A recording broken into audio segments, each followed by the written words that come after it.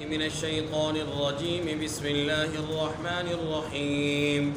قل تعالوا أتل ما حرم ربكم عليكم ألا تشركوا به شيئا وبالوالدين إحسانا ولا تقتلوا أولادكم من إملاق نحن نرزقكم وإياهم ولا تقربوا الفواحش ما ظهر منها وما بطن ولا تقتلوا النفس التي حرم الله إلا بالحق ذلكم وصاكم به لعلكم تعقلون ولا تقربوا مال اليتيم إلا بالتي هي أحسن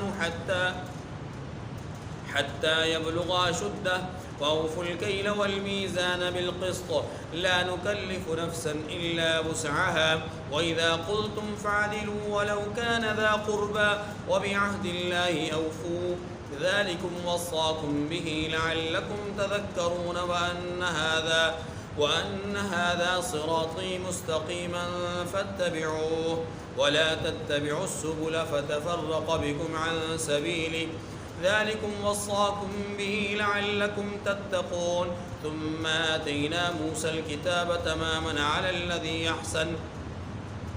أحسن وتفصيلا لكل شيء وهدى ورحمة لعلهم بلقاء ربهم يؤمنون وهذا كتاب أنزلناه مبارك فاتبعوه واتقوا لعلكم ترحمون أن تقولوا إنما أنزل الكتاب على طائفتين من قبلنا وإن كنا عن دراستهم لغافلين أو تقولوا لو أنا أنزل علينا الكتاب لكنا أهدى منهم فقد جاءكم بينة من ربكم وهدى ورحمة فمن أظلم ممن كذب بآيات الله وصدف عنها سنجزي الذين يصدفون عن آياتنا سوء العذاب بما كانوا يصدفون هل ينظرون إلا أن تأتيهم الملائكة أو يأتي ربك أو يأتي بعض آيات ربك يوم يأتي بعض آيات ربك لا ينفع نفسا إيمانها لم تكن آمنت من قبل أو كسبت في إيمانها خيرا قل انتظروا إنا منتظرون إن الذين فرقوا دينهم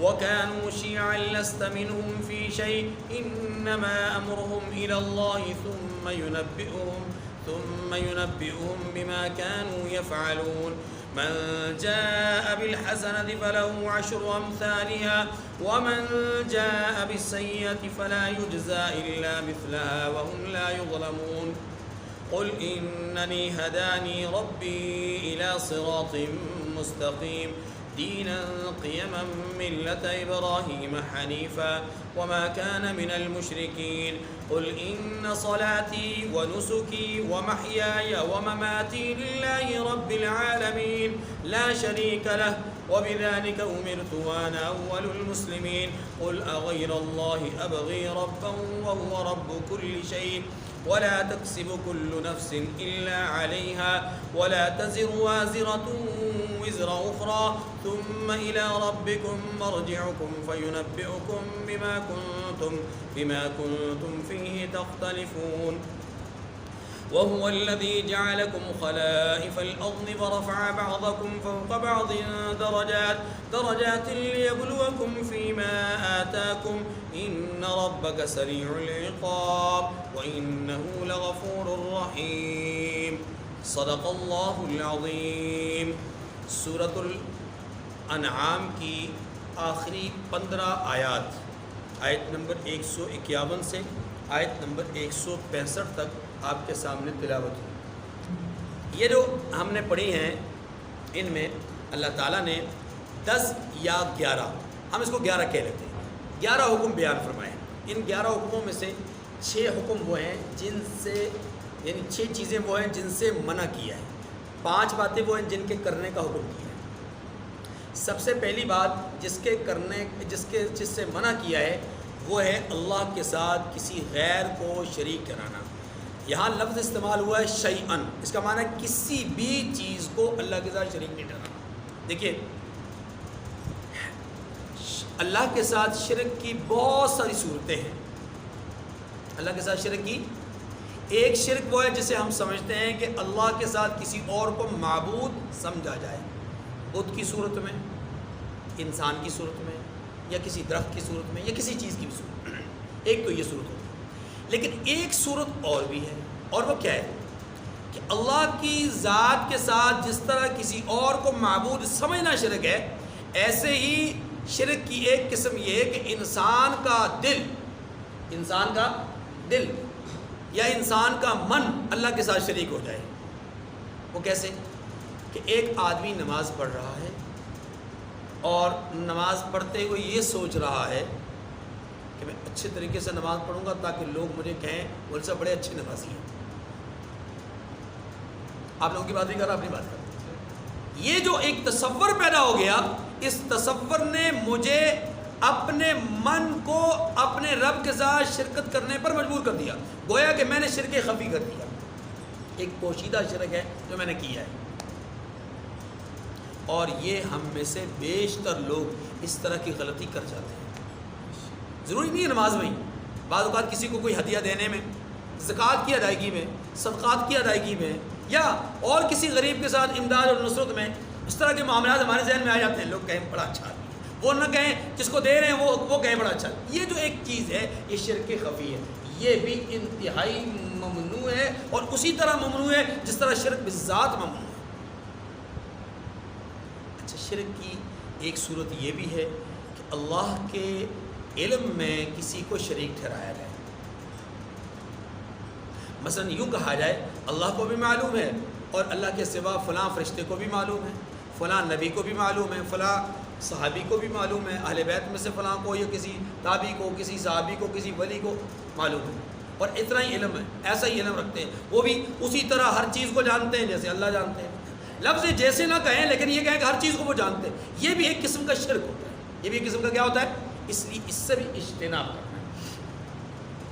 شرک اللہ کی صفات میں بھی ہوتا ہے. جیسے میں نے علم کی بات کی ہے، ایسے ہی اللہ کی قدرت میں بھی لوگ شریک ٹھہراتے ہیں کہ جیسے اللہ قدرت رکھتے ہیں بیمار کو شفا یاب کرنے کی، تو ہم کہتے ہیں کہ جی فلاں آدمی کے ہاتھ میں بھی اللہ نے شفا رکھی، فلاں آدمی کے ہاتھ میں بھی شفا ہے. فلاں آدمی کے ہاتھ میں اللہ نے شفا رکھی ہے، یہ اور بات ہے. فلاں آدمی کے ہاتھ میں شفا ہے، یہ اور بات ہے. فلاں چیز میں اللہ نے نقصان رکھا ہے، یہ اور بات ہے. فلاں چیز نقصان دہ ہے، یہ اور بات ہے. مجھے یہ تکلیف پہنچی فلاں چیز کی وجہ سے، یہ اور بات ہے. اور یوں کہا جائے کہ فلاں چیز میں اللہ نے میرے لیے یہ تکلیف رکھی تھی، مجھے پہنچ گئی، یہ اور بات ہے. اب ایک بات میں عقیدہ توحید ہے، دوسری بات میں عقیدہ شرک ہے. یہ اس طرح کی بہت ساری چیزیں. تو اللہ پاک نے ہر چیز کو ممنوع قرار دیا ہے اللہ کے ساتھ ملانے میں. ذات میں، قدرت میں، صفات میں، علم میں، عمل میں، تقوی میں، اپنا قوت میں، طاقت میں، کسی چیز میں بھی اللہ کے ساتھ کسی چیز کو شریک، حتیٰ کہ عہدوں کو نہیں شریک کر سکتے. بعض عہدوں کو ہم خدائی کا درجہ دے دیتے. بعض مناصب ایسے ہوتے ہیں دنیا میں جن کو ہم خدائی کا درجہ دیتے ہیں. ممنوع ہے کسی عہدے کو، کسی رشتے کو، کسی خاندان کو، کسی معاشرے اور سماج کو، کسی یوں سمجھ لیں کہ کنبے اور خاندان قبیلے کو، ان کی رسموں کو اللہ کے ساتھ شریک نہیں کرنا. معنی یہ ہے کہ ان کو وہ فوقیت اور اہمیت نہیں دینی جو اللہ کے حکم کو دے رہے. اگر اللہ کے حکم کے مقابلے میں غیر کو ہم نے ترجیح دے دی تو گویا کہ اللہ کے ساتھ کسی کو شریک سمجھ لیا. یہ ساری چیزیں اس میں آ جاتی ہیں. اس لیے ان تمام چیزوں سے اجتناب کرنے کا حکم ہے ایک جملے کے اندر، لا تشرکوا باللہ، اللہ کے ساتھ کسی کو شریک. پہلی بات. دوسری بات، وبالوالدین احسانا، والدین کے ساتھ حسن سلوک کا معاملہ کرنا، بدسلوکی نہیں کرنی. بدسلوکی، قرآن مجید نے اللہ کے حق کے بعد مخلوق میں سب سے پہلا حق وہ والدین کا بیان کیا. بات کو ذرا سمجھیے گا. ایک ہے جسمانی حق، ایک ہے روحانی حق.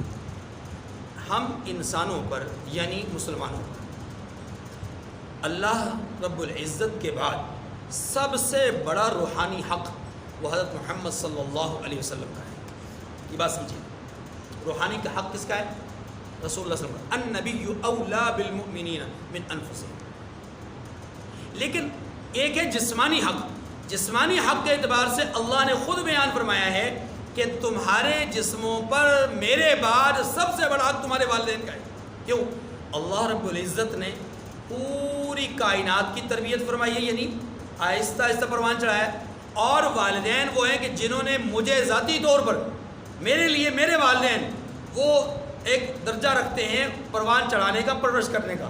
اس لیے اللہ کے بعد اس دنیا میں، اس کائنات میں جو اسباب کے درجے میں سب سے بڑا سبب میرے لیے یعنی اولاد کے لیے ہے، وہ کیا ہے؟ اس کے والدین.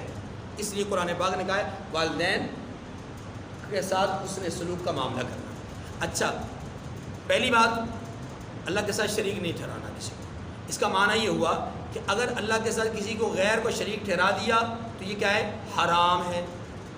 دوسری بات کہ والدین کے ساتھ حسن سلوک کرنا ہے، اگر بدسلوکی کی تو حرام ہے. گویا ایک چیز بیان کی، ایک چیز خود بہت سمجھ میں آ گئی.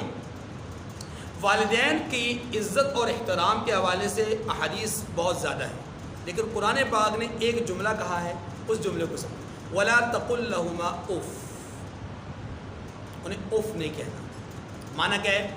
لفظ اف کا معنی یہ ہے کہ جب کوئی آدمی انتہائی محبت میں کسی کو کوئی بات سمجھاتا ہے نا، محبت میں، انتہائی محبت میں، استاد، کوئی پیر، کوئی عالم جب کسی کو کوئی بات سمجھا رہے ہوتے ہیں تو سننے والا ساری بات سن کر کے گئے، یعنی اکتاہٹ کا اظہار کرے. کہاں پھنس گیا؟ یہ جو اکتاہٹ کا اظہار ہے نا، یہ کہنے والے کے لیے انتہائی تکلیف دہ بات ہوتی ہے. ہم نے اس کو بہت چھوٹی سی بات سمجھا ہے. اللہ کیا کہتے ہیں؟ اللہ پاک فرماتے ہیں وَلَا تَقُلْ لَهُمَا اُف. جیسے تم ہلکا سمجھتے ہو اسے بھی نہیں کہنا. جیسے تم اف ہلکا سمجھتے ہو نا، وہ بھی نہیں ادا کرنا. حقیقت میں یہ اس کے لیے جس کے سامنے تم اف کر رہے ہو، یہ اس کے لیے بہت زیادہ تکلیف کی بات ہے. اور خاص طور پہ والدین ہو. ہر انسان کے لیے سب سے بڑا ولی سمجھیے گا کون ہے؟ اس کے والدین. ہم نے والدین کو سمجھا ہی کچھ نہیں. ہر انسان کے لیے سب سے بڑے ولی کون ہے؟ سب سے بڑے مرید شیخ کون ہے؟ والدین. والدین کی رضا میں اللہ کی رضا ہے. ہاں، اب درجہ ہے والدہ اور والد کا. خدمت کے اعتبار سے سمجھیے گا، جانی اور مالی خدمت کے اعتبار سے زیادہ حق رکھتی ہے ماں. زیادہ حق رکھتی ہے ماں کا. خدمت کے اعتبار سے 3 درجے بیان کیے گئے اور چوتھا درجہ والد کا بیان کیا گیا. اب فرق سمجھیے گا. فرق کیوں ہے؟ آپ جانتے ہیں عورت صنف نازک ہے، مالی اعتبار سے، معاشی اعتبار سے کمزور ہوتی ہے، جسمانی اعتبار سے کمزور ہوتی ہے.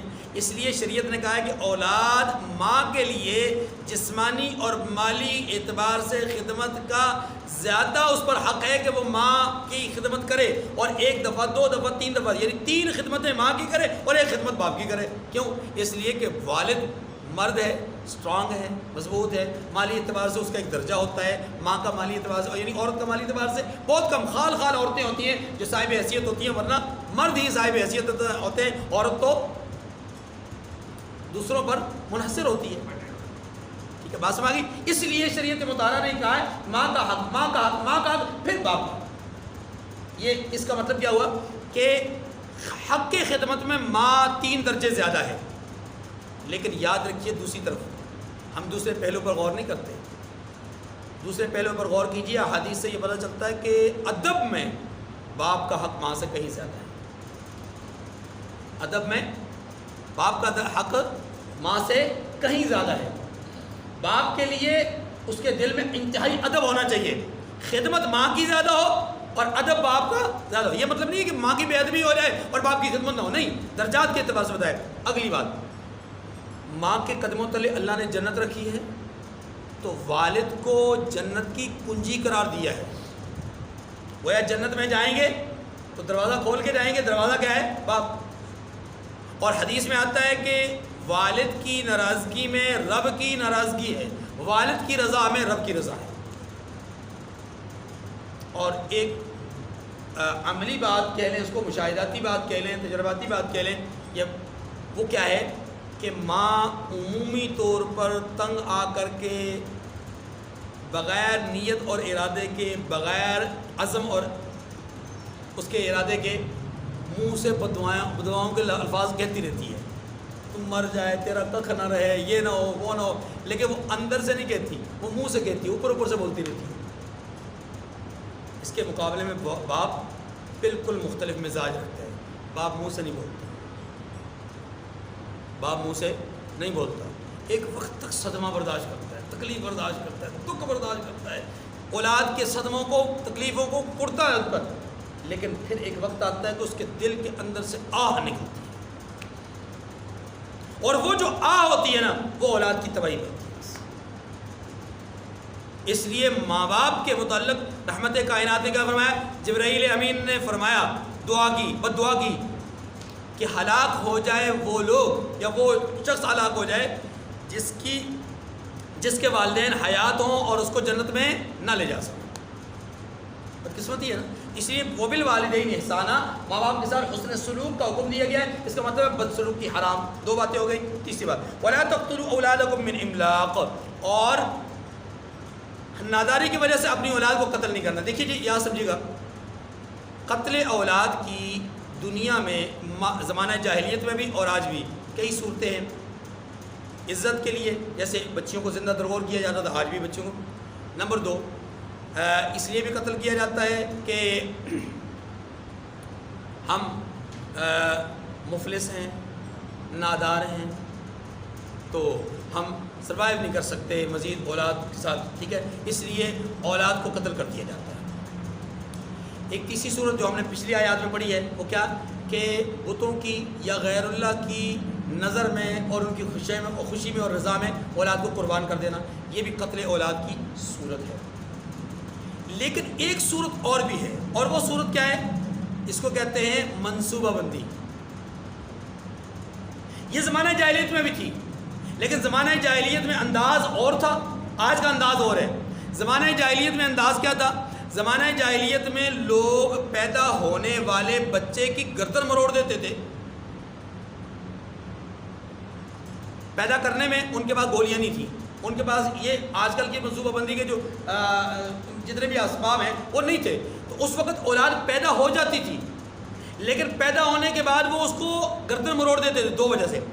یا تو اس وجہ سے کہ اس وقت کے حالات ان کے تنگ ہوتے تھے، تنگی حالات کی وجہ سے گردن مروڑ دیتے، مار دیتے تھے، یا اس وجہ سے کہ آج تو ہمارے حالات ٹھیک ہیں لیکن یہ بچہ جیسے جیسے بڑا ہوگا یہ ہمارے ساتھ کھانے پینے میں شریک ہوگا تو ہمارا رزق کم ہو جائے گا۔ گویا آج کے حالات کی وجہ سے قتل کرتے تھے، یا مستقبل کے اندیشہ افلاک کی وجہ سے، اندیشہ املاک کی وجہ سے وہ قتل کر دیتے تھے۔ یہ بھی صورت ہوتی ہے۔ آج اسی کو ہم جو ہے وہ کیا کرتے ہیں؟ منصوبہ بندی سے تعبیر کرتے ہیں کہ آج کی یہ جو منصوبہ بندی ہے کیوں کی جاتی ہے؟ منصوبہ بندی کرنے کا مقصد کیا ہے کہ جی دنیا کے اندر اسباب کی تنگی آ جائے گی، بہت سارے لوگ پیدا ہوں گے تو بہت سارا اسباب کی تنگی آئے گی، یہی وجہ ہے۔ اس لیے لوگ کہتے ہیں کہ بچے دو ہی اچھے، تھوڑے بچے ہوں گے تو معاشرہ جو ہے وہ اچھے انداز میں جو ہے وہ اقتصادی اعتبار سے، معاشی اعتبار سے چل سکے گا۔ دیکھیے بات سنیے، یہ جو لوگ منصوبہ بندی کے پلاننگ کو یا اس منصوبہ بندی کے عمل کو آگے پروان چڑھاتے ہیں، اصل میں انہوں نے رب کو سمجھا ہی نہیں۔ اس نقطے کو ذرا سمجھیے گا، رب کیا ہے؟ ایک ہے اللہ رب العزت کی صفت خالقیت اور ایک ہے صفت رازقیت۔ وہ رزاق بھی ہے، وہ خالق بھی ہے۔ اس کو اپنے ذہن میں رکھ کر کے اب ایک اور انداز میں بات سمجھیے گا، پھر آپ یہاں تک پہنچیں گے۔ ہمارے ہاں بہت سارے دفاتر میں، بہت سارے اداروں میں، بہت سارے مختلف شعبہ جات کے مختلف لوگ ذمہ دار ہوتے ہیں۔ مثلا ایک اسکول لے لیجئے، ایک اسکول میں ایک فرد بیٹھا ہوا ہے اور اس کا کام یہ ہے کہ وہ آنے والے جو داخلہ کے خواہشمند لوگ ہیں ان کو ان سے قوائف لیں، ان کو شرائط بتائیں اور ان کو داخلہ دیتے جائیں۔ یہ اس کی ذمہ داری ہے۔ قوائف پورے ہیں، شرائط پہ پورا اتر رہا ہے، داخلہ دے دیا، داخلہ دے دیا، داخلہ دے دیا، داخلہ دے دیا، ٹھیک ہے۔ عام طور پہ یہ ہوتا ہے، اور میں اس کو مثال دوں گا مدارس کے اعتبار سے سمجھیں، سکول چھوڑ مدرسے کے اعتبار سے۔ مدرسے میں آنے والے کو داخلہ دیا جا رہا ہے، وہ داخلہ دینے والا الگ فرد ہے، لیکن ایک فرد وہاں پر ناظم مطبخ ہے جو کھانے پینے کا انچارج ہے۔ اب اس کے سامنے مدرسے کے حالات اور ہیں، اور جو داخلہ دینے والا ہے اس کے سامنے حالات اور ہیں۔ داخلے دینے والے کی خواہش یہ کہ بچے زیادہ سے زیادہ ہوں، وہ جو انچارج ہے، ذمہ دار ہے مطبخ کا، اس کے سامنے یہ ہے کہ اسباب کم ہیں لوگ تھوڑے ہوں گے اسباب ہمارے اچھے طریقے سے تقسیم ہو سکیں گے، لیکن اگر لوگ زیادہ ہوں گے اسباب میں تنگی آئے گی، ٹھیک ہے۔ اب یہ دو قسم کے لوگ آپ لے لیں، دیگر اداروں میں بھی لے لیں، اور یہ جو لوگ منصوبہ بندی کرتے انہوں نے اصل میں اللہ کے نظام کو اس طرح کا نظام سمجھا کہ داخلہ دینے والا الگ ہے، خرچہ کرنے والا الگ ہے، گویا خالق کوئی اور ہے، رازق کوئی اور ہے۔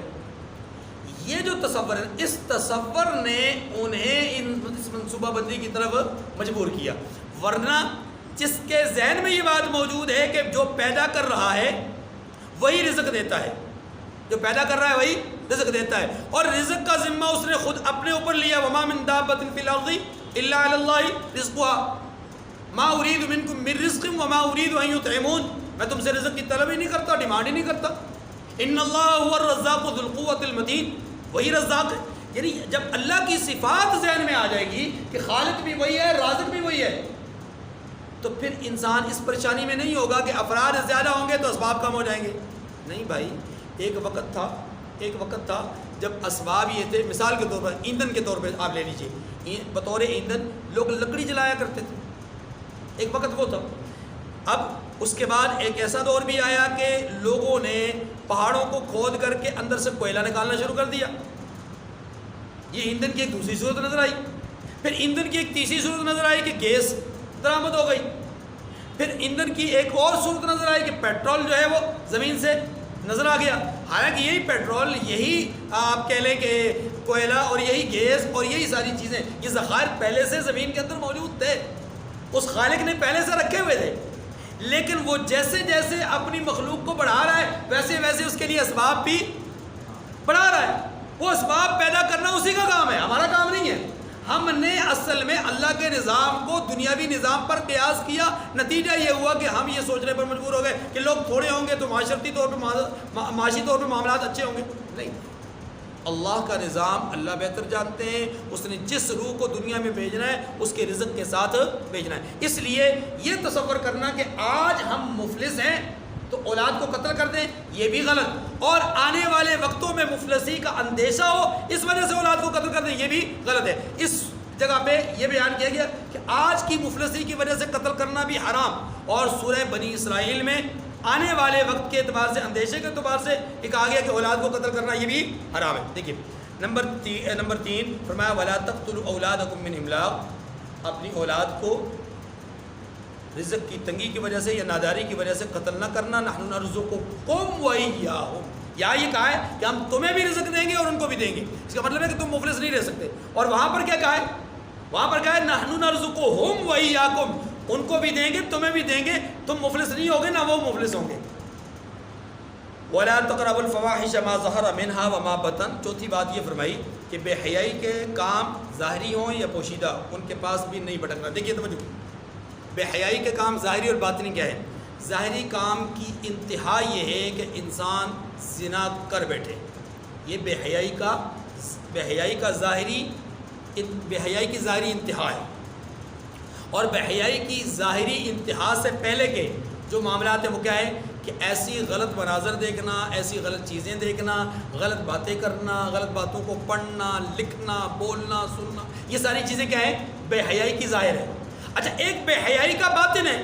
بے حیائی کا باطن کیا ہے؟ بے حیائی کا باطن ہے سوچنا، بے حیائی کا باطن ہے اس کی طرف پلاننگ کرنا، بے حیائی کا باطن ہے اس کی طرف منصوبہ بندی اور حکمت عملی تیار کرنا۔ یہ ساری چیزیں کیا ہیں؟ بے حیائی کا۔ اللہ کیا کہتے ہیں؟ اللہ کہتے ہیں نہ ظاہر کی طرف جاؤ نہ باطن کی طرف جاؤ، نہ سوچو نہ کرو۔ بات سمجھ گئی؟ نہ سوچو بے حیائی کو اور نہ ہی بے حیائی کی۔ آگے فرمایا وَلَا تَقْتُلُوا النَّفْسَ الَّتِي حَرَّمَ اللَّهُ إِلَّا بِالْحَقِّ۔ نمبر 5 پہ جس چیز سے روکا گیا ہے وہ یہ ہے کہ کسی نفس کو ناحق قتل نہیں کرنا۔ یہ بات بار بار آ چکی ہے، میں اس پہ اشارتاً بات کر دیتا ہوں۔ کسی بھی نفس کو قتل کرنے کے جو اللہ نے وجوہات بیان فرمائی وہ 3 ہیں۔ مسلمان ہو، شادی شدہ ہو اور زنا کر بیٹھے، اس کو رجم کیا جائے گا، رجم کر کے قتل کیا جائے گا۔ یہ قتل حق ہے، یہ قتل یعنی قتل حق کا مطلب ہے شرعی حکم ہے قتل کرنا۔ نمبر 2، مسلمان نے کسی غیر مسلم ذمی کو قتل کر دیا یا مسلمان نے کسی مسلمان کو قتل کر دیا. ذمی اس کو کہتے ہیں جو مسلمانوں کے ماتحت ٹیکس اور خراج دے کر کے رہتا ہو اور مسلمانوں کے سربراہی میں اور اس کے انتظام میں رہتا ہو, اور ایسے آدمی کی جان مال عزت آبرو کی حفاظت ہم سب کی ذمہ داری بنتی ہے. اب اگر ایسے آدمی کو قتل کر دیا تو اس کے قاتل کو قصاصاً قتل کیا جائے گا, مسلمان کے قاتل کو قصاصاً, تو گویا کہ قاتل کو قصاصاً قتل کیا جائے گا, یہ شرعی طور پہ حق ہے. نمبر 3, کوئی مسلمان الیاذ باللہ اسلام چھوڑ کر کے کسی اور مذہب کو اختیار کرتا ہے جس کو مرتد کہتے ہیں, اس کو 3 دن کی مہلت دی جائے گی. اگر رائے حق پہ آ جاتا ہے بغیر کسی شرط کے, بغیر کسی ڈیمانڈ اور شرط کے واپس آ جاتا ہے رائے راست میں, تو ٹھیک, نہیں اسے قتل کر دیا جائے گا. یہ 3 صورتیں ہیں, اس کے علاوہ چوتھی کوئی صورت قتل کی مسلمان کو نہیں. اب یہ کہا گیا کہ کسی جان کو ناحق قتل کرنا, مطلب ان 3 صورتوں کے علاوہ کوئی کسی صورت میں قتل کیا جائے گا تو وہ ناحق قتل ہوگا. فرمایا ذالکم وصاکم بہ لعلکم تعقلون, یہ اللہ کی وہ نصیحتیں ہیں جو تمہیں کی ہیں تاکہ تم سمجھو, یعنی اللہ کے احکامات ہیں. 6 حکم ولا تقربوا مال الیتیم الا بالتی ہی احسن حتی یبلغ اشدہ. یہ حکم ہم تفصیل سے سورۃ النساء میں پڑھ چکے ہیں, میں اس کا خلاصہ عرض کر دیتا ہوں. یتیم کے مال کو کھانا یہ حرام ہے. قرآن پاک نے یتیم کے مال کو کھانے سے منع نہیں کیا, یتیم کی مال کی قربت اختیار کرنے سے منع کیا ہے. جیسے زنا سے منع نہیں کیا, زنا کی قربت اختیار کرنے سے منع کیا. اس لیے یہ بڑی محتاط بات ہے. کیوں؟ اصل میں جس زمانے میں یہ آیات نازل ہو رہی ہے اس کو ذرا سمجھو. اس زمانے میں یتیم کے حقوق کو سلب کرنا یہ اپنا ذاتی حق سمجھا جاتا تھا. یعنی خال کوئی انسان اکا دکا کوئی انسان ہوتا تھا جو یتیم کو کوئی حق دیا کرتا, ورنہ تو چچا ماں تایا جو بھی ہوتے تھے وہ یتیم کے مال کو ہڑپ کرنا اپنی ذمہ داری سمجھتے تھے. یہ ہماری ذمہ داری ہے کہ ہم اپنے بھائی کا مال خود اس کو سنبھالیں. اللہ نے کیا فرمایا؟ یتیم کے مال کے قریب بھی نہیں جانا. دیکھیے سورۃ النساء میں بتایا گیا ہے یتیم کے مال کے قریب نہیں جانا. صحابہ کرام بڑے پریشان ہو گئے کہ جن یتیموں کی ہم پرورش کر رہے ہیں, اب اگر ان کو اپنی جیب سے کھلائیں تو ہمارے پاس اتنے وسائل نہیں ہیں, اور اگر ان کے وسائل کو استعمال کریں الگ تو ضائع ہونے کا بہت زیادہ خدشہ ہے, اور ویسے بھی ہمارے مطلب پکانے والوں کے لیے الگ تکلیف ہے. تو بڑے پریشان تھے. اللہ تبارک و تعالیٰ نے یہ آیات کریمہ نازل فرما کر کے حکم دیا کہ غلط نیت سے, غلط ارادے سے اس مال کو نہ کھاؤ. ہاں اس کو اپنے مال کے ساتھ ملا کر کے خرچ کر سکتے ہو, لیکن انصاف کے ساتھ. کیا مانا؟ یہ انصاف آپ نے کرنا ہے کہ وہ جو مال ان کا آپ اپنے ساتھ شامل کر رہے ہو وہ کتنا ہے اور وہ استعمال کتنا کر سکتا ہے. تو جتنا استعمال کر سکتا ہے اس سے زیادہ مال اس کا اپنے ساتھ استعمال حق شامل نہیں کرنا. اس طرح کی آیات جب نازل ہو گئی تو پھر آسانی پیدا ہو گئی. ورنہ تو قرآن پاک نے یہ کہا ہے کہ یہ جو تم مال یتیم کا کھا رہے ہو یہ تمہارے پیٹوں میں رزق نہیں جا رہا بلکہ تمہارے پیٹوں میں نارا, آگ جا رہی ہے. صحابہ کرام بڑے پریشان ہو گئے. اس لیے پھر وہ تخفیف والی آیات نازل ہوئی. اس سے یہ ہوا کہ اب یتیم کے مال کو آپ اپنے مال کے ساتھ ملا کر استعمال کر سکتے ہیں, لیکن انصاف آپ نے خود کرنا. ٹھیک ہے جی. دوسری بات, یتیم کا مال اپنے پاس رکھ کر کے کب تک رکھا جائے گا اس کے لیے قرآن پاک نے ایک نقطہ بیان کیا ہے, حتی یبلغ اشدہ, وہ ایک مضبوط عمر کو پہنچ جائے. اس مضبوط عمر سے مراد کیا ہے؟ بعض فقہا کے نزدیک 18 سال عمر ہے, بعض حضرات کے نزدیک 33 سال کی عمر ہے, بعض حضرات کے نزدیک بلوغت ہے کہ 15 سال میں بالغ ہو جائے, 14 میں بالغ ہو جائے, 13 میں, 16 میں, جب وہ بالغ ہو جائے اس کا مال اس کے سپرد کر دیا جائے. امام ابو حنیفہ رحمۃ اللہ علیہ فرماتے ہیں 25 سال تک سن بلوغت اور ہوتی ہے, سن شعور اور ہوتی ہے. کہتے ہیں سن بلوغت تو ہو گئی لیکن سن شعور نہیں ہے, وہ اپنے مال کے استعمال میں نقصان کر سکتا ہے اور بیجا اس کا اسراف کر سکتا ہے. اس لیے امام ابو حنیفہ رحمۃ اللہ علیہ فرماتے ہیں 25 سال تک اس کا مال اس کے سپرد نہ کیا جائے. جب وہ 25 سال کا ہو جائے تو پھر اس کے مال کو روکا نہ جائے, اس کے مال کو روکا. اب اگر وہ اپنے مال کے اندر کسی قسم کا غلط تصرف کرتا ہے تو وہ خود ذمہ دار ہے. وَأَوْفُوا الْكَيْلَ وَالْمِيزَانَ بِالْقِسْطِ, ناپ تول میں کمی بیشی نہیں کرنی. دیکھیے میں نے لفظ استعمال کیا کمی اور بیشی ہوتا ہے. کیسے؟ بعض لوگوں کا مزاج ہوتا ہے کہ وہ اپنا کوئی چیز خریدتے ہیں یا کوئی چیز لیتے ہیں تو اس میں پیمانہ اور وزن پورا کر کے لیتے ہیں. جب وہی چیز کسی اور کو بیچتے ہیں اس میں پیمانے میں، پیمائش میں یا ناپ میں یا تول میں کمی کر کے دیتے ہیں. مثلا آپ یوں کہہ لیجئے کہ لیتے وقت مرغی 1000 گرام لی، اس کے حساب سے لی، اور فروخت کرتے وقت 900 گرام کی فروخت کی. اب تو ماشاءاللہ 900 بھی نہیں ہوتی. اب تو کہتے ہیں کہ جناب یہ جو گوشت ہے نا یہ 900 گرام ہم دیتے ہیں کہتے ہیں، لیکن تولنے میں وہ 900 بھی نہیں ہوتا، 700 سوا 700 750 گرام ہوتا ہے. اب وہ جو بیچ میں 1.5 پونے 200 گرام غائب ہو گیا 900 میں سے، کیا ہونا تو چاہیے کلو کا مطلب ہوتا ہے 1000 گرام، لیکن وہ 1000 میں سے 100 تو پہلے ہی علل اعلان کہہ دیا نا کہ نہیں ہوگا. اب پیچھے جو 900 ہے اس میں سے بھی 1.5 200 پونے 200 غائب. اس کا کیا کریں؟ یہ ہے ناپ تول میں کمی. یہ ہے ناپ تول میں. اچھا ناپ تول میں ایک ظاہری کمی ہے جو ہم کر رہے ہیں، مطلب ہمارے تاجر حضرات کرتے ہیں، اور اس پر اللہ تعالیٰ نے 2 قوموں کو تباہ کیا ہے، اصحاب الایکہ اور اصحاب مدین قوم شعیب. 2 قومیں تباہ ہوئی ہیں لین دین میں کمی زیادتی کرنے کے نتیجے میں. لیکن یاد رکھیے یہ صرف ظاہری چیزوں میں لین دین میں کمی مراد یہاں نہیں ہے.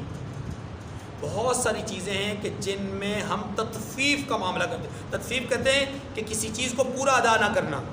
نماز کے اندر بھی تطفیف ہوتی ہے، وضو کے اندر بھی تطفیف ہوتی ہے، صدقات دینے میں بھی تطفیف ہوتی ہے، زکوٰۃ کی ادائیگی کرنے میں بھی تطفیف ہوتی ہے، زکوٰۃ نکالنے میں بھی تطفیف کا معاملہ ہوتا ہے. اور تو اور یہ جو ملازمین اور مالک کے درمیان رشتہ ہے جس کو معاہدہ کہتے ہیں، یہ جو معاہدہ اس معاہدے میں بھی تطفیف ہوتی ہے.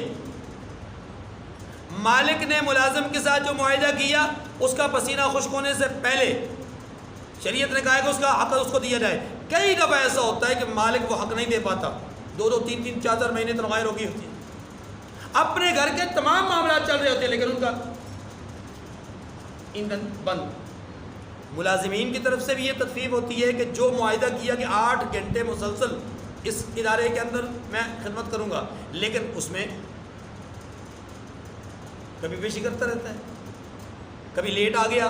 ہاں جی، اور لیٹ آنے کے علاوہ ویسے بھی اگر پورا ٹائم بھی دیا تو آ کر کے پوری طرح کام نہیں کیا، جو اپنی صلاحیتوں کا استعمال کرنا چاہیے تھا معاہدے کے مطابق وہ نہیں کیا. یہ سارا تطفیف کے اندر آتا ہے. ٹھیک ہے.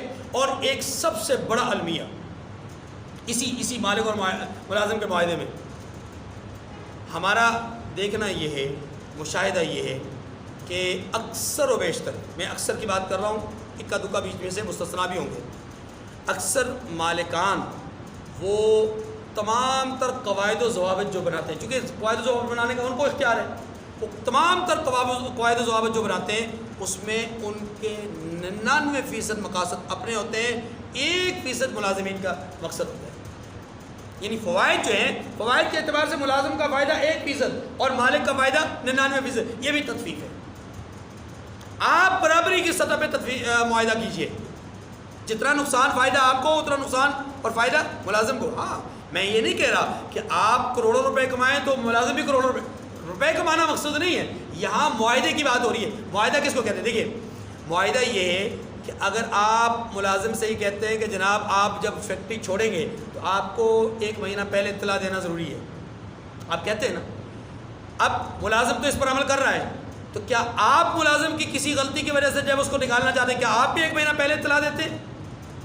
نہیں دیتے. اس کا مطلب یہ ہوا کہ آپ نے معاملہ برابری کا نہیں کیا، آپ نے تطفیف کی ہے. یہاں پر لینے کے وٹے اور رکھے، دینے کے وٹے، بس یہ اس کو سمجھے تو انشاءاللہ آپ سارے معاملے وہ فول کہی لول میزان.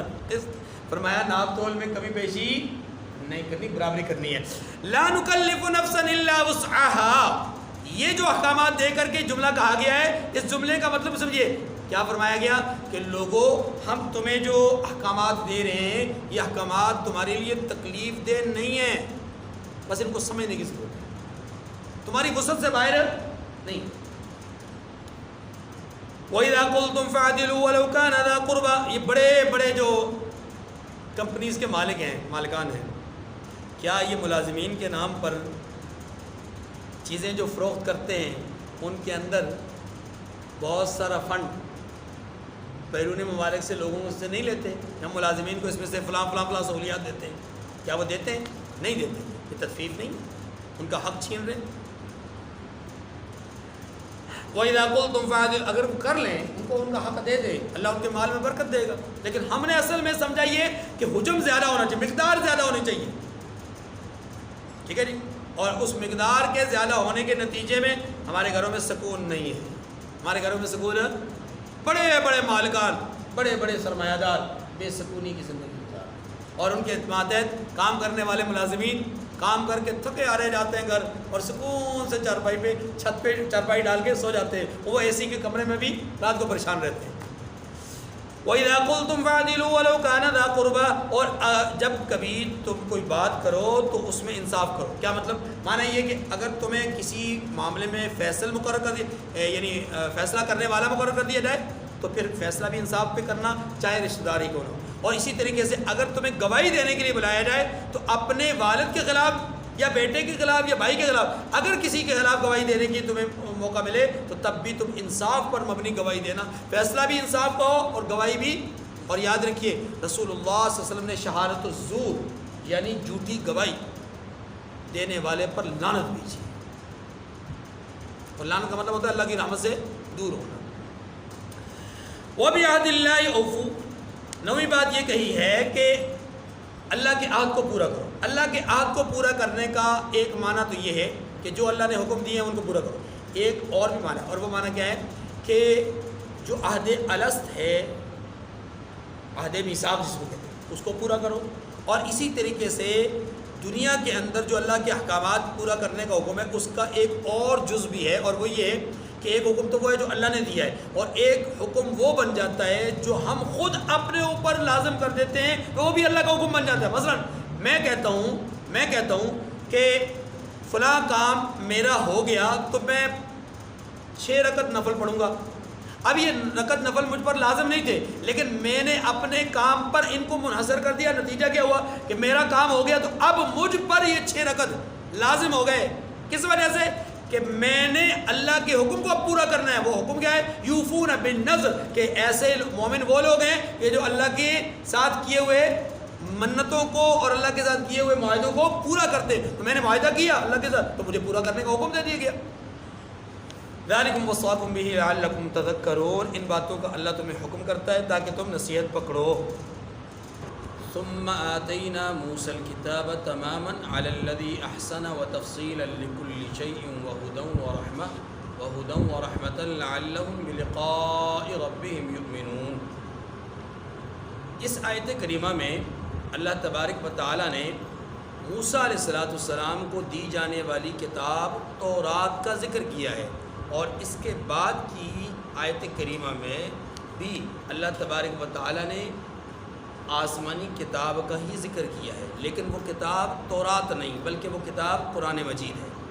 تو گویا یہاں پر ان آیات میں آیت نمبر 154 سے لے کر کے آیت نمبر 157 تک یہ جو 4 آیات کریمہ ہیں ان میں 2 کتابوں کا ذکر ہے. یہ سمجھ لیجیے، ایک تورات کا، دوسرا قرآن مجید کا. ترجمہ دیکھیں، ثم آتینا موسیٰ الکتاب. پھر اچھی طرح یہ بات ذہن نشین کر لو کہ ہم نے موسیٰ کو کتاب عنایت کی تھی تماماً علی الذی احسن و تفصیلا لکل شیء، تاکہ ان لوگوں پر جو نیکوکار ہیں نعمت پوری کر دیں.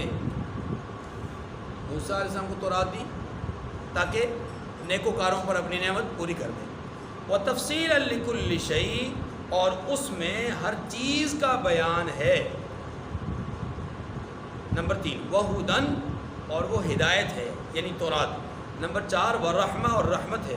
لعلہم بلقاء ربہم یؤمنون، تاکہ لوگ اپنے پروردگار کے روبرو حاضر ہونے کا یقین کریں. یہیں سے ساتھ ساتھ تشریح بھی چلتی ہے. دیکھیے موسیٰ علیہ السلام کو جو تورات دی گئی اس کا یہاں پر ذکر ہے. سوال یہ ہے کہ موسیٰ علیہ السلام کو تورات دیے جانے کا ذکر یہاں کیوں کیا گیا؟ اس کا جواب یہ ہے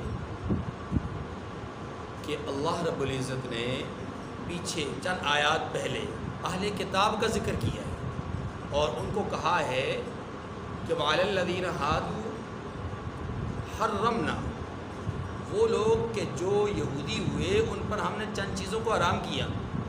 کیوں؟ اس لیے کہ ان کو بطور سزا یہ چیزیں حرام کی گئیں، کہ انہوں نے کچھ حلال چیزوں کو اپنے اوپر حرام کر دیا تھا، تو ہم نے کچھ چیزوں کو مزید ان پر حرام کر دیا۔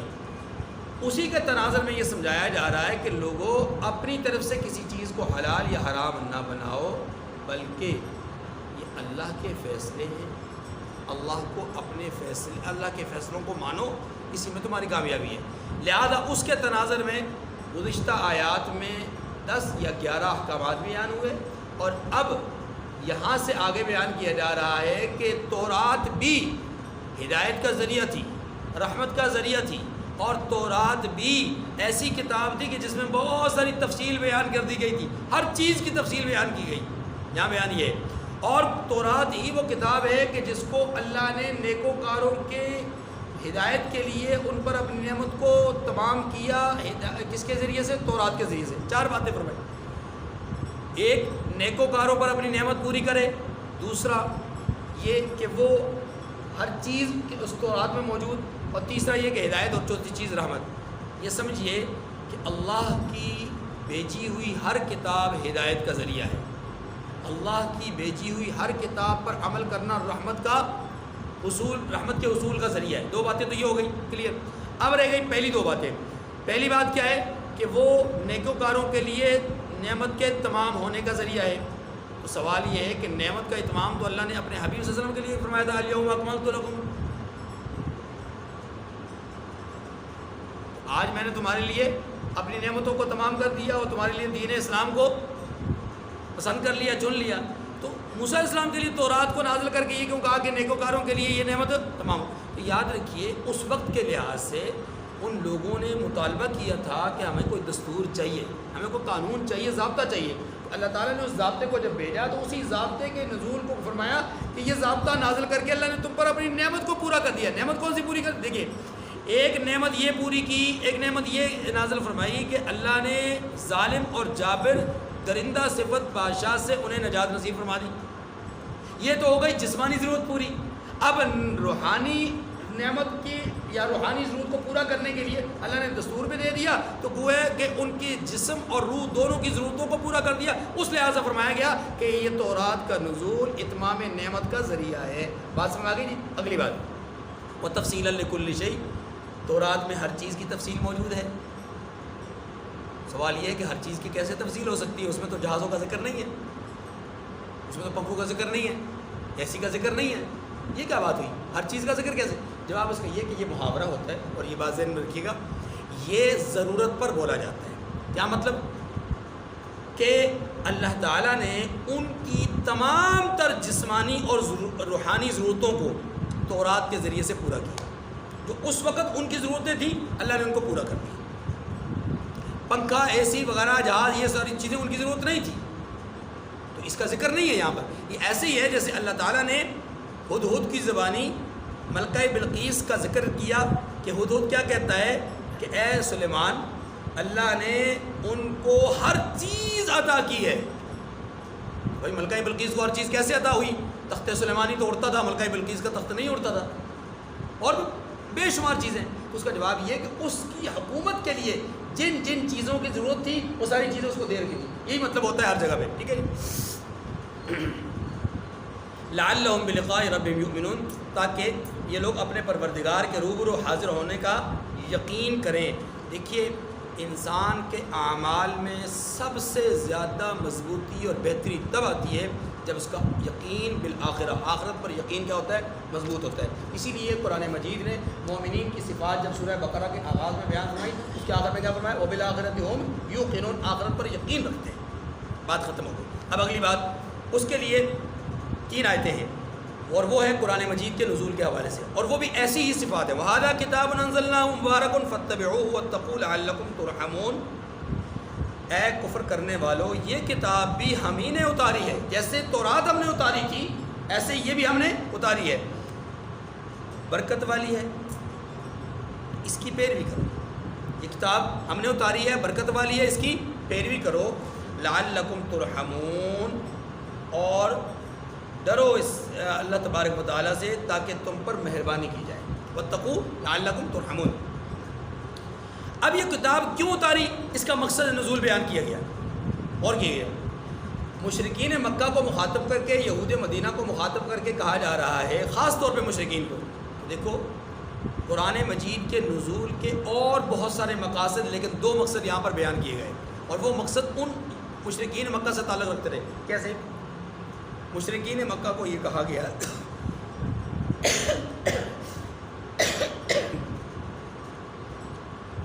کہ تمہارے پاس یہ کتاب اس لیے آئی کہ کل قیامت کے دن تم یہ نہ کہہ دو کہ ہم سے پہلے جو بڑے دو طبقے تھے، بڑی دو جماعتیں نہیں، ان کے پاس تو کتاب آئی تھی، ہمارے پاس تو کتاب نہیں آئی، یعنی یہود اور نصارہ، تو اللہ نے تمہیں بھی کتاب دے دی ہے تاکہ تمہارا کوئی عذر باقی نہ رہے، ایک بات۔ دوسری بات، دوسرا یہ بھی مقصد بیان کیا کہ یہ کتاب عربی میں نازل کی ہے۔ یہ کتاب کس میں نازل کی ہے؟ پچھلی کتابیں عبرانی اور سریانی زبان میں تھیں، جن کا تلفظ جس زبان تک تمہاری رسائی نہیں ہو سکی، جس کا تلفظ تم نہ کر سکے، جن کتابوں کو تم پڑھ نہ سکے، کہ کل قیامت کے دن تم یوں نہ کہو کہ اے اللہ ہم نے تو وہ کتابیں پڑھی نہیں، ہم تو پڑھ ہی نہ سکے، ہماری تو وہ زبان نہ تھی، ہم تو جانتے نہ تھے۔ اللہ نے تمہاری اس حجت کو بھی یا تمہارے اس عذر کو بھی دور کرنے کے لیے اپنی طرف سے حجت تمام کر دی کہ تمہاری ہی زبان میں بلسان عربی مبین، تمہاری ہی اپنی زبان میں واضح طور پر اس کتاب کو نازل کر کے اس بات کو چیلنج کے طور پہ بھی بیان کر دیا کہ اگر تم اس کتاب میں شک کرتے ہو تو پھر اس کا مقابل کوئی آیت، کوئی صورت، کوئی 10 صورتیں بنا کر لیں۔ اب دیکھیے ترجمہ، ان تقولوا انما انزل الكتاب على طائفتين من قبلنا وان كنا عن دراستهم لغافلين، اور اس لیے اتاری ہے کہ تم یوں نہ کہو کہ ہم سے پہلے دو ہی گروہوں پر کتابیں اتری تھیں اور ہم ان کے پڑھنے سے معذور اور بے خبر تھے۔ ٹھیک ہے جی، ایک بات یہ۔ اچھا، اسی کے ضمن میں ایک اور بات بھی کہی گئی، اور وہ کیا ہے کہ یہ کتاب اس لیے بھی تم پر اتاری گئی کہ کل قیامت کے دن تم اللہ کے سامنے یہ عذر کرتے اگر نہ اتاری جاتی کہ اگر ہمارے پاس کتاب آتی نا تو ہم زیادہ ہدایت یافتہ ہوتے، کیونکہ ہم سمجھدار لوگ تھے۔ اور یہ بات ذہن میں رکھیے گا، دنیا بھر کی تمام اقوام میں سب سے زیادہ زیرک، سب سے زیادہ ذہین، سب سے زیادہ فطین اور سمجھدار لوگ کون تھے؟ اہل عرب، اہل عرب تھے۔ وہی اہل عرب بدو آج جاہل بنے ہوئے، آج جاہل بنے ہوئے، جن کو اللہ نے یہ صلاحیتیں دی تھی کہ تمام اقوام کے مقابلے میں وہ زیادہ ذہین تھے۔ یہ بدبخت آج غیروں کی نقالی کرتے ہوئے، عیاشی کے چکر میں، مال و ثروت کے مطلب اس نشے میں آ کر کے انہوں نے اپنی ذہانت اور فطانت کو پس پش ڈال دیا ہے، اور آج یہ غیروں کے غلام بن چکے ہیں، ہر چیز میں غلامی۔ او تقولوا لو ان انزل علينا الكتاب لكنا اهدى منهم، یہ بھی نہ کہہ سکو قیامت کے دن کہ اگر ہم پر بھی کتاب نازل ہوتی تو ہم ان لوگوں کی نسبت کہیں زیادہ سیدھے راستے پر ہوتے۔ فقد جاءکم بینۃ من ربکم وہدی ورحمہ، سو تمہارے پاس تمہارے پروردگار کی طرف سے دلیل اور ہدایت اور رحمت آ گئی۔ قرآن دلیل بھی ہے، قرآن ہدایت بھی ہے، قرآن رحمت بھی ہے۔ یہ بات میں پہلے بھی عرض کر چکا ہوں کہ ہر آسمانی کتاب ہدایت ہے، ہر آسمانی کتاب پر عمل کرنے والے پر کیا ہوگی؟ رحمت۔ رحمت کا مطلب کیا ہوتا ہے؟ رحمت کسی عمل کے نتیجے میں اترتی ہے۔ جب آپ عمل کریں گے کتاب پر جو کہ ہدایت ہے، اللہ تعالیٰ کی طرف سے رحمت کا نزول ہوگا۔ فمن اظلم ممن كذب بآيات الله وصدف عنها، فرمایا کہ اس سے بڑھ کر ظالم کون ہوگا جو اللہ کی آیتوں کی تکذیب کرے اور ان سے لوگوں کو پھیرے۔ بڑی واضح سی بات ہے، سنجزی الذین یصدفون عن آیاتنا سوء العذاب بما كانوا یصدفون، جو لوگ ہماری آیتوں سے پھیرتے ہیں، یعنی ہماری آیتوں سے دوسروں کو پھیرتے ہیں یا خود پھرتے ہیں، اللہ اکبر، اس پھیرنے کے سبب ان کو برے عذاب کی سزا دیں گے۔ یہاں تک بات ختم ہو گئی۔ اب اگلی آیت کریمہ میں تنبیہ ہے۔ تنبیہ کیا ہے؟ پہلے اس کو سمجھ لیجیے، پھر ترجمہ بھی اور وضاحت بھی۔ تنبیہ یہ ہے کہ اے مشرکین مکہ، اس کتاب پر جو کہ ہدایت ہے، رحمت ہے، برکت ہے، سعادت ہے، اس کتاب پر تم عمل کیوں نہیں کر رہے؟ کیا تم منتظر ہو اس بات کے کہ فرشتے تمہارے پاس آئیں یا رب تمہارے پاس آئے؟ ان دونوں جملوں کا مطلب سمجھیے۔ فرشتوں کا نزول کسی انسان کے پاس آنا دو وجہ سے ہوتا ہے، روح قبض کرنے کے لیے یا حساب کتاب لینے کے لیے جیسے برزخ کی زندگی میں ہوتا ہے؟ کیا تم اس بات کا انتظار کرتے ہو کہ فرشتے تمہارے پاس آئے، تمہاری روح قبض کریں، تم سے حساب کتاب شروع کر دیں؟ اگر ایسا ہی ہے تو سنو، پھر اس وقت تمہارا ایمان قبول نہیں ہوگا۔ اگر اس وقت کا انتظار کر رہے ہو تو اس وقت ایمان قبول نہیں ہو۔ ایک مفہوم یہ۔ دوسرا مفہوم یہ ہے کہ فرشتے کے نزول کا ایک مقصد یہ بھی ہے کہ نفخ سور پھونکنا، یعنی قیامت برپا ہونا۔ تو سنو، اگر تم قیامت کے وقوع کا انتظار کر رہے ہو تو وقوع قیامت ہوتے ہی تمہاری توبہ ختم ہو جائے گی، اب تمہاری توبہ قبول نہیں کی جائے گی۔ اور یہی مفہوم اللہ رب العزت کی آمد کا بھی ہے کہ کیا تم اس انتظار میں ہو کہ تمہارا رب تمہارے پاس آئے؟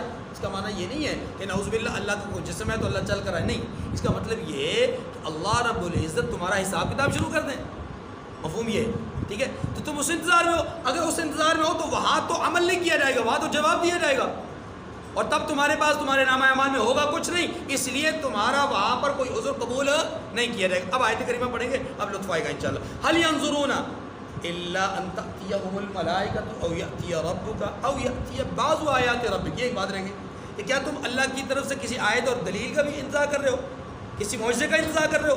اگر تو اس سے عام معجزے مراد ہیں تو معجزے تو ان کے پاس ان کے سامنے آتے رہیں، لیکن اگر اس سے خاص معجزے کی وہ انتظار ہے تو اللہ تبارک و تعالیٰ نے اس کی نفی پہلے ہی فرما دی ہے کہ ضروری نہیں کہ ہم تمہارے ہر مطالبے کے مطابق معجزہ نازل کریں۔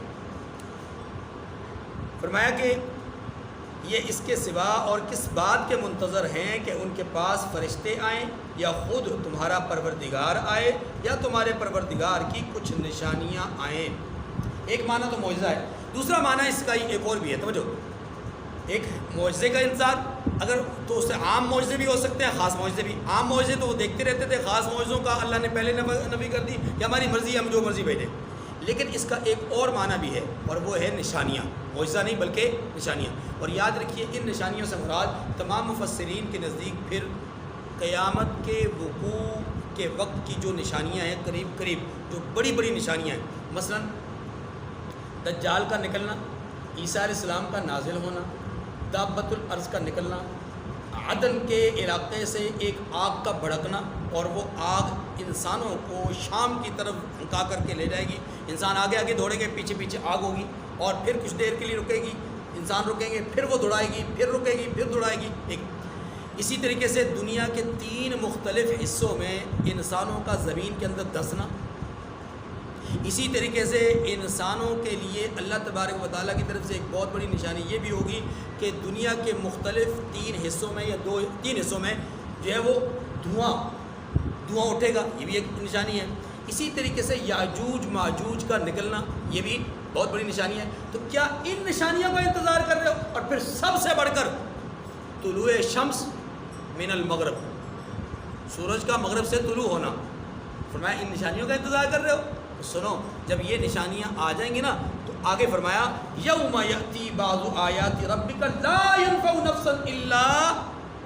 نفسا ایمانها لم تکن آمنت من قبل وکسبت فی ایمانها خیرا۔ فرمایا جس روز تمہارے پروردگار کی کچھ نشانیاں آ جائیں گی تو جو شخص پہلے ایمان نہیں لایا ہوگا اس وقت اسے ایمان لانا کچھ فائدہ نہیں دے گا، ٹھیک ہے جی؟ یا اپنے ایمان کی حالت میں نیک عمل نہیں کیے ہوں گے تو گناہوں سے توبہ کرنا مفید نہیں ہوگا۔ 2 باتیں کہی ہیں، ایک کافر کا ایمان قبول نہیں ہوگا، اور جو لوگ مومن ہوں گے لیکن اعمال بد ہوں گے، توبہ کرنا چاہتے ہوں گے، اس وقت ان کی توبہ بھی قبول نہیں ہوگی۔ اس لیے ہمیشہ اللہ سے ایمان کی استقامت کی اور موت سے پہلے توبہ کی توفیق کی دعا کرتے رہنا چاہیے، ٹھیک ہے جی؟ قل انتظروا انا منتظرون، ہمارے سامنے مثال موجود ہے، فرعون غرق ہوتے وقت ایمان قبول کر رہا ہے، اللہ تبارک و تعالیٰ فرما رہے ہیں کہ نہیں، الآن وقد عصیت قبل وکنت من المفسدین، اب ایمان لاتے ہو، اس سے پہلے تم نافرمانی کر چکے، اب تمہارا ایمان قابل قبول نہیں۔ اللہ کے رسول صلی اللہ علیہ وسلم نے فرمایا کہ اس وقت تک توبہ قبول ہوتی ہے جب تک کہ انسان پر غرغرہ کی کیفیت نہیں نازل ہوتی۔ کیا مطلب؟ ہر انسان کی انفرادی طور پر بھی ایک حالت ہے، اور وہ کیا ہے کہ ہر انسان کی انفرادی موت بھی یہ کیفیت رکھتی ہے، اس کے لیے وہ دلیل ہے، اس کے لیے وہ آیت ہے، اس کے لیے وہ نشانی ہے کہ جب اس کے اوپر غرغرہ کی کیفیت آتی ہے اب اس کے بعد ایمان قبول، اس کو آثار نظر آتے ہیں موت کے، بتا نہیں سکتا، کہہ نہیں سکتا، حالات اس کے سامنے آ جاتے تو وہ بول نہیں سکتا، دیکھ رہا ہوتا ہے، اسی لیے آنکھیں پٹی کی پٹی رہ جاتی ہیں بس میں، اس لیے فرمایا ہر انسان کے اوپر ایک کیفیت ایسی آتی ہے، اس وقت بھی توبہ قبول نہیں ہوتی۔ نمبر 2 اجتماعی معاملہ، جیسا میں نے عرض کیا کہ جب سورج مغرب سے طلوع ہوگا اس وقت بھی اب توبہ کے دروازے کیا ہو جائیں گے؟ بند ہو جائیں گے۔ ان الذين فرقوا دينهم وكانوا شيعا لست منهم في شيء انما امرهم الى الله ثم ينبئهم بما كانوا يفعلون۔ اس آیت کریمہ میں اللہ تبارک و تعالی نے وہ جو 11ویں بات ہم نے پیچھے پڑھی ہے، کون سی؟ کہ ان ھذا صراطی مستقیما، یہ سیدھا راستہ ہے، فاتبعوا، اس کی پیروی کرو، ولا تتبعوا السبل فتفرق بكم عن سبیلی، مختلف راستوں پہ مت چلو، اس سیدھے راستے پہ چلو۔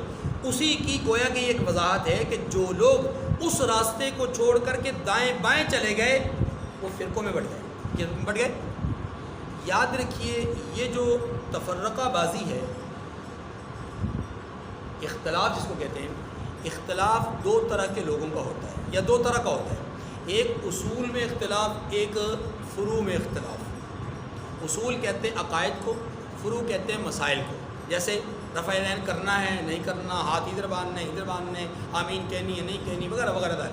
یہ مسائل کیا ہیں؟ یہ جو چیزیں ہیں یہ مسائل ہیں اور یہ فروعیات ہیں۔ اور ایک ہے عقائد۔ عقائد کیا ہے؟ کہ برزخ کی زندگی ہے یا نہیں، جنت دوزخ ہے یا نہیں، کتابیں اتری یا نہیں اتری، وغیرہ وغیرہ دار ہیں، جتنے بھی ایمانیات ہیں۔ یاد رکھیے ایمانیات میں کوئی آدمی اگر اختلاف کرتا ہے انکار کی صورت میں، انکار کی، تو وہ آدمی دائرہ اسلام سے نکل جاتا ہے۔ ختم نبوت پر ایمان لانا ایمانیات میں سے، اگر کوئی آدمی انکار کرتا ہے تو وہ کافر، قطعی طور پہ کافر ہے۔ قرآن مجید کے 30 پارے 114 صورتیں بغیر کم و کاست کے یہ پورا ہے۔ اگر کوئی آدمی اس میں کمی محسوس کرتا ہے کہ یہ پورا نہیں ہے، مطلب یہ زیادہ ہو گیا، اس میں اضافہ کر دیا گیا، یا کوئی آدمی کہتا ہے نہیں قرآن تو بہت بڑا تھا یہ چھوٹا ہو گیا، یاد رکھیے پھر یہ آدمی دائرہ ایمان سے نکل جاتا ہے۔ تو ایمانیات میں اختلاف انسان کو دائرہ ایمان سے نکال دیتا ہے، یہاں اس سے مراد وحی۔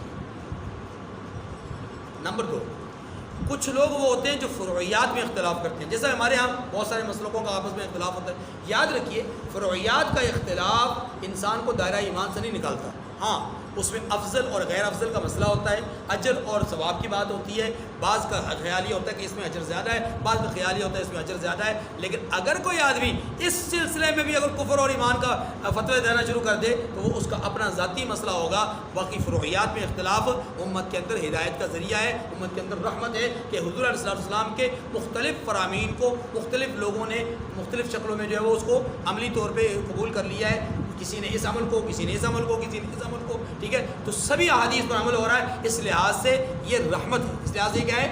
لیکن جب اس میں کفر اور اسلام کے فتوے لگ جاتے ہیں پھر یہی رحمت کیا ہو جاتی ہے؟ ذمت بن جاتی ہے۔ اتنی بات آگئی۔ اب فرمایا ان الذین فرقوا دینہم وکانوا شیعا، جنہوں نے دین میں اختلاف کیا، دین میں دین اصول کو کہتے ہیں، جنہوں نے ملت میں دین میں اختلاف کیا وہ کیا ہو گئے؟ فرقوں میں بٹ گئے۔ لست منہم فی شیء، فرمایا کہ ان سے تم کو کچھ کام نہیں، یعنی آپ کا ان سے کوئی تعلق نہیں۔ رحمت دو علیہ وسلم نے فرمایا بنی اسرائیل کے 72 فرقے تھے، میری امت کے 73 ہوں گے اور وہ 72 کے 72 گمراہ، اور میری امت کے 73 میں سے 72 گمراہ، ایک فرقہ ایک جماعت ناجی ہوگی۔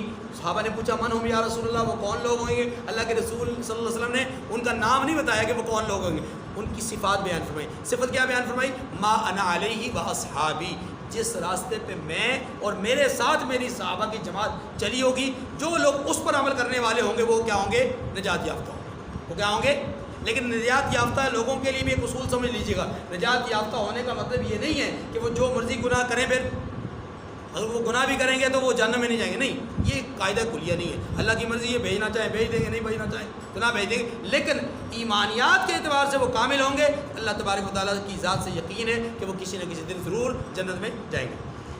انما امرهم الى الله ثم ينبئهم بما كانوا يفعلون، ان کا کام اللہ کے حوالے، یعنی ایسے فرقہ پرستوں کا کام اللہ کے حوالے، پھر جو کچھ وہ کرتے رہے ہیں وہ ان کو سبھی کچھ بتا دے گا۔ اب اگلی آیت کریمہ میں ایک اصول بیان کیا گیا، یہ ساری نیکیاں بیان کی جا رہی ہیں، نیک اعمال بیان کیے جا رہے ہیں، تو ایک اصول بھی ساتھ بتا دیا کہ نیک عمل کر لینا آسان ہے لیکن نیک عمل کو بچانا مشکل ہے. اسی لیے فرمایا جو آدمی نیک عمل کو بچا کر ہمارے پاس آئے گا ہم اس کو ایک کے بدلے میں 10 دیں گے کم از کم. من جاء بالحسنۃ فلہ عشر امثالھا، جو کوئی نیکی لے کر آئے گا اس کو ویسی 10 نیکیاں ملیں گی. ومن جاء بالسیئۃ فلا یجزی الا مثلھا وهم لا یظلمون، اور جو برائی لائے گا اسے سزا ویسی ہی ملے گی، یعنی اس کو 10 گنا بڑھ کر سزا نہیں ملے گی، اس کو اتنی ہی سزا ملے گی جتنا اس نے جرم کیا. یہ بھی اللہ کی رحمت ہے. نیکی پر اجر ڈبل ٹرپل 10 گنا بڑھا کر کے 100 گنا بڑھا کر کے 700 گنا بڑھا کر پھر یضاعف لمن یشاء، اس کے لیے جتنا چاہتا ہے بڑھا دیتا ہے. رائی کو پہاڑ بنا دے اس کی مرضی، گندم کے دانے کو سونے کے پہاڑ بنا کر کے اللہ اپنے دربار میں قبول فرما، اس کی اپنی مرضی. لیکن فرمایا جس نے جرم کیا تو اس کو صرف اگر توبہ نہیں کی اس کو صرف اتنی سزا ملے گی جتنا اس نے جرم کیا. قل اننی ہدانی ربی الی صراط مستقیم دینا قیما ملت ابراہیم حنیفا وما کان من المشرکین. فرما دیجیے کہ میرے پروردگار نے سیدھا راستہ دکھا دیا ہے. یہ جو بیان ہوا ہے قرآن مجید سیدھا راستہ ہے، فرقوں سے بچنا سیدھا راستہ ہے، صراط مستقیم پہ چلنا سیدھا راستہ ہے. فرمایا میرے رب نے سیدھا راستہ دکھا دیا ہے. دینا قیما ملت ابراہیم حنیفا، دین یعنی صحیح مذہب ابراہیم کا جو ایک ہی طرف کے تھے. ابراہیم علیہ السلام کے حوالے سے قرآن پاک نے بار بار ملت ابراہیم کا ذکر کیا. کیوں؟ اس کی وجہ کیا ہے؟ اس کی وجہ یہ کہ ابراہیم علیہ السلام کے ماننے والوں میں سے سب سے بڑے مدعی مشرکین مکہ تھے. اس کو ذرا سمجھیے گا. سارے انبیاء دین حنیف پر تھے لیکن ابراہیم علیہ السلام کا خاص طور پہ کیوں ذکر ہوتا ہے قرآن پاک میں بار بار؟ اس لیے کہ مشرکین مکہ دعوے دار تھے کہ ہم ملت ابراہیمی کے پیروکار ہیں. اللہ بار بار رد فرما رہے ہیں کہ ما کان ابراہیم یہودیہ ولا نصرانیہ ولکن کان حنیفا مسلما. نہ وہ یہودی تھے، نہ نصرانی تھے، نہ مشرک تھے. انہ کان حنیفا مسلما وما کان من المشرکین، وہ مشرکین میں سے نہیں تھے. یہ اصل میں بتانا مقصود یہ ہے. اسی لیے فرمایا گیا کہ اللہ کے پیغمبر فرماتے ہیں، ان کو کہا گیا کہ آپ کہہ دیجئے کہ یہ اللہ نے مجھے سیدھا راستہ دکھا دیا ہے اور یہ وہی راستہ ہے جو ملت ابراہیمی والا ہے، یعنی دین ابراہیم کا جو صحیح مذہب تھا وہی راستہ ہے. وما کان من المشرکین، اور وہ مشرکوں میں سے نہیں تھے. یہاں پر بھی اسی بات کی تردید کی گئی. لہٰذا محبوب آپ سیدھے راستے کی وضاحت کرنے کے بعد اب اپنے 2 قسم کے اعمال کو ذکر کیجئے. ایک اعمال وہ ہیں جو اختیاری ہیں، ایک اعمال وہ ہیں جو غیر اختیاری ہیں. یا دوسرے لفظوں میں آپ یوں کہہ لیں، ایک توحید فی العبادت ہے اور ایک توحید فی التصرف ہے. اس کا ذکر کریں. دیکھیں قل ان صلاتی و نسکی و محیای و مماتی للہ رب العالمین. 4 کام یہاں بتائے. فرمایا آپ کہہ دیجئے میری نماز اور میری عبادت 2 کام یہ ہو گئے، اور میرا جینا اور میرا مرنا 2 کام یہ ہو گئے. 2 اور 2 4. فرمایا سب اللہ رب العالمین کے لیے ہیں. کیا معنی؟ معنی یہ ہے کہ میں عبادت میں بھی توحید پرست ہوں، میں عبادت میں بھی توحید پرست ہوں، اور میں تصرفات کے عقیدے میں بھی توحید پرست ہوں. اب اس کو ذرا تھوڑا سا تفصیل سے سمجھیے. دیکھیے 2 قسم کی باتوں کا ذکر ہوا ہے، ایک نماز کا، دوسرا کس چیز کا؟ عبادت کا. عبادت سے مراد یہاں پر یاد رکھیے نسک کے اندر قربانی بھی آتی ہے، روزہ بھی آتا ہے، زکوٰۃ بھی آتی ہے، حج بھی آتا ہے، سارے معاملات، ساری باتیں اس میں آ جائیں. اسی لیے 2 الگ الگ لفظ لا کر کے وضاحت کر دی کہ جو میرے اختیاری عمل ہیں میں ان اختیاری امور کے اندر اللہ رب العزت کی عبادت کا قائل ہوں، اللہ کو مانتا ہوں. نماز میری اللہ کے لیے غیر کے لیے نہیں ہے، قربانی میری اللہ کے لیے غیر کے لیے نہیں ہے، روزہ میرا، ان تمام کی تمام مناسک جس کو عبادات کہا جاتا ہے، تمام عبادتیں میری کس کے لیے ہیں؟ اللہ کے لیے. اسے کہتے ہیں اختیاری امور. یہ تو انسان اپنے اختیار سے کرتا ہے نا، نماز اپنے اختیار سے پڑھتا ہے، روزہ اپنے اختیار سے. اس لیے فرمایا اختیاری امور میں بھی اللہ کا مطیع اور فرمان بردار ہوں، اور جو کام اختیاری نہیں ہے تکوینی ہے، غیر اختیاری. مثلا آگے بیان کیا محیایا و مماتی، میری زندگی اور میری موت. انسان کی زندگی اپنے اختیار میں ہے، موت اپنے اختیار میں ہے، جب چاہے مر جائے، جب چاہے نہ تو زندگی اپنے اختیار میں، نہ مرنا اپنے اختیار میں. تو پھر کیوں کہا کہ میری زندگی اور میری موت اللہ کے سپرد؟ اسی سے اشارہ کیا کہ میں زندگی اور موت یعنی جو غیر اختیاری عمل جس میں میرا اختیار نہیں ہے، میں اس میں بھی اللہ ہی وحدہ لا شریک کو یعنی اپنا رب مانتا ہوں کہ اسی کی مرضی سے جیوں گا، اسی کی مرضی سے مروں گا، میری اپنی کوئی مرضی نہیں ہے۔ جن میں اپنی مرضی ہے ان میں کروں گا، اور جن میں میری اپنی مرضی نہیں ان میں رب ذوالجلال کی توحید کا میں قائل ہوں۔ اللہ رب العزت کی مرضی سے زندگی ہے، اللہ کی مرضی سے میری لا شریک لہ، اس کے ساتھ کوئی شریک نہیں۔ وبذالک امرت وانا اول المسلمین، اور مجھے اسی بات کا حکم ملا ہے اور میں سب سے اول فرمانبردار ہوں۔ میں نے بارہا یہ بات کہی ہے کہ ہر نبی اپنے دین کا پہلا مومن ہوتا ہے، ٹھیک ہے جی، اسی کی طرف اشارہ ہے۔ قل غیر اللہ ابغی ربا وهو رب كل شيء ولا تكسب كل نفس الا عليها ولا تزر وازرة وزر اخرى ثم الى ربكم مرجعكم فينبئكم بما كنتم فيه تختلفون۔ یہاں پر اس آیت کریمہ میں ایک اور اصول بیان کیا گیا، اور وہ یہ ہے کہ انسان کا محاسبہ اس کے اپنے اعمال کا ہوگا، غیر کے وزن کو غیر پر نہیں ڈالا جائے، یعنی کسی کے وزن کو کسی پر نہیں ڈالا جائے گا، کسی کے اعمال ثواب اور گناہ کو کسی پر نہیں ڈالا جائے گا۔ یہ اصولی بات ہے۔ ایک چیز اس کے ضمن میں یہ بھی سمجھ لیجئے کہ اگر کسی نے کسی کو غلط راستے پہ گائیڈ کیا اور اس نے عمل کر لیا، تو یہ جو گائیڈ کرنے والا آدمی ہے اس کو گناہ ملے گا، اس کو گناہ۔ اب سوال پیدا ہوا کہ اللہ کہتے ہیں کہ کوئی کسی کا بوجھ نہیں اٹھائے گا، یا تو اٹھا رہا ہے وہ بوجھ؟ جواب یہ کہ نہیں، یہ بوجھ نہیں اٹھا رہا، یہ اپنا بوجھ اٹھا رہا ہے، اس کا نہیں۔ اس نے جو برائی کی اس کا گناہ اس کو ملے گا۔ بوجھ یہ اٹھاتا تب جب اس کے گناہ میں سے آدھا گناہ اس کو ملتا، آدھا اس کو ملتا، تو تب بوجھ اٹھاتا۔ اس کو اس کے عمل کرنے کا گناہ ملے گا، اس کو غلط راستہ بتانے کا گناہ ملے گا۔ بات ہماری اسی طریقے سے نیک اعمال کرنے کا بھی ہے کہ اگر کسی نے کسی کو نیکی کی دعوت دی، اس نے نیکی کر لی، اس کو بھی اجر ملے گا، دعوت دینے والے کو بھی اجر ملے گا۔ تو سوال یہ پیدا ہوا یہاں پر بھی وہی والا کہ اس کی نیکی تو پھر اس کو مل گئی۔ جواب یہ کہ نہیں، اس کی نیکیاں نہیں ملی، اس کو دعوت دینے کی نیکی کا اجر ملا ہے اور اس کو عمل کرنے کا اجر ملا ہے۔ اس کو اس کا اجر پورا ملا، اس کو اس کا اجر پورا ملا، اس کا کوئی حصہ اس کے پاس نہیں آیا، اس کا کوئی حصہ اس پر نہیں آیا۔ ایک تو یہ عقیدہ۔ دوسرا اس کے ضمن میں ایک اور عقیدے کی تردید ہے، اور وہ کیا ہے؟ عیسائیوں کا عقیدہ ہے کہ قیامت کے دن عیسیٰ علیہ السلام ہماری زبردستی سفارش کریں گے۔ یہودیوں کا عقیدہ ہے زبردستی سفارش کریں گے۔ اسی طریقے سے مشرکین بھی کہتے ہیں کہ اول تو جینا نہیں ہے، یعنی مرنے کے بعد دوبارہ زندہ نہیں ہونا، اور اگر ہو بھی گئے تو ہمارے بت ہماری سفارش کر دیں گے۔ اللہ نے تمام چیزوں کی تردید فرما دی۔ آج کا مسلمان بھی یہ سمجھتا ہے کہ میں نے چونکہ کلمہ پڑھ لیا ہے، اب حضرت محمد صلی اللہ علیہ وسلم پر لازم ہے کہ وہ آپ میری سفارش کریں۔ نعوذ باللہ، ایسا کوئی عقیدہ نہیں ہے، یہ عقیدہ درست نہیں ہے۔